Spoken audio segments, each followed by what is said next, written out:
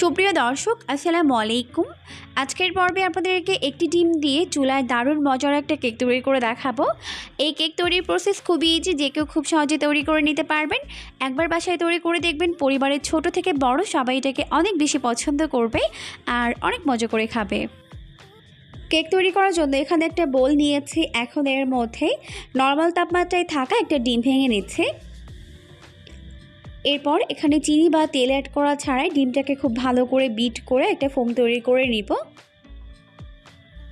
তো যখন এই মিশ্রণটা অনেকটা ফোমে হয়ে যাবে তখন আমি এর মধ্যে দিয়ে দিচ্ছি 1/3 কাপ পরিমাণ চিনি।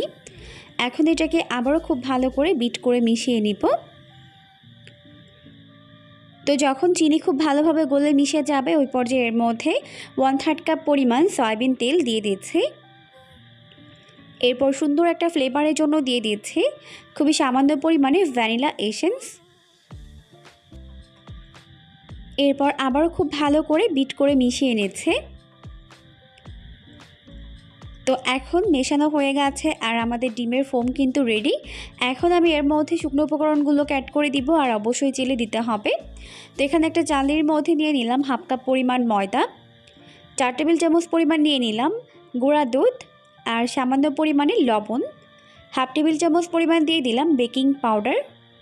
এখন এইগুলোকে খুব ভালোভাবে চেলে নিচ্ছে। তবে এটাকে আমি 2টা ধাপে মিশিয়ে নিব। তো এখন প্রথম ধাপটিকে এক পাশ থেকে ঘুরিয়ে ঘুরিয়ে মিশিয়ে নিচ্ছে,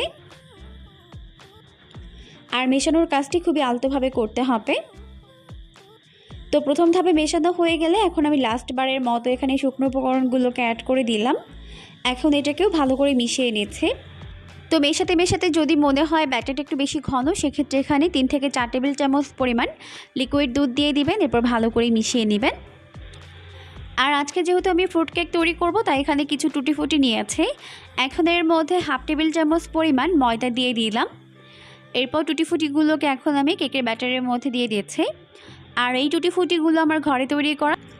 কিভাবে খুব সহজে এই টুটি ফুটি তৈরি করবেন সেই ভিডিও আপনাদের সাথে খুব তাড়াতাড়ি শেয়ার করব। তো আমাদের এখন কেকের ব্যাটার রেডি। তো এখানে আমি একটি 6 ইঞ্চির কেক মোল্ড নিয়েছি। এখন এর মধ্যে কিছুটা পরিমাণ সয়াবিন তেল ব্রাশ করে দিলাম। এরপর এর মাপে একটা কেটে নেওয়া সাদা কাগজ এর মধ্যে দিয়ে আবারও সয়াবিন তেল ব্রাশ করে দিলাম। এখন আমি এর ভেতরে এইভাবে কেকের ব্যাটার দিয়ে দিচ্ছি। এরপর উপর থেকে আবারও কিছু টুটি ফুটি দিয়ে দিচ্ছি। তো এখন আমি কেকটিকে বেক করে নিব, আর এটাকে চুলায় বেক করব। এই জন্য চুলায় একটা প্যান বসিয়ে ঢাকনা লাগিয়ে 5 মিনিট হাই হিটে প্রিহিট করে নিয়েছি। এখন ঢাকনা উঠিয়ে এর মধ্যে কেকের মোল্ডটিকে বসিয়ে দিলাম।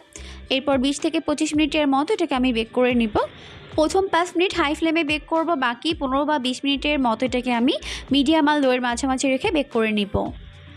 এখন 25 মিনিট পর আমার কেক হয়ে গেছে। এখন এটাকে আমি চুলা থেকে নামিয়ে নিচ্ছি। তো চুলা থেকে নামিয়ে খুব ভালোভাবে ঠান্ডা করে নিয়েছি। এখন আমি এটাকে মোল্ড আউট করে নিব। তো প্রথমে চারপাশটা এভাবে একটু ছাড়িয়ে দিচ্ছি। এখন আমি এটাকে মোল্ড আউট করে নিচ্ছি।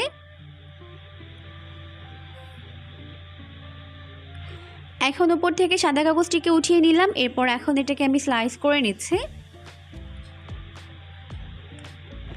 অনেক বেশি সফট আর তুলতুলে নরম হয়েছে, খেতেও কিন্তু হয়েছে দারুণ মজার। অবশ্যই রেসিপিটিকে ফলো করে বাসায় ট্রাই করবেন, দেখবেন পরিবারের সবাই এটাকে অনেক বেশি পছন্দ করবে আর অনেক মজা করে খাবে। পরবর্তী ভিডিও দেখার আমন্ত্রণ জানিয়ে আজকের মতো বিদায় নিচ্ছি। আল্লাহ হাফেজ।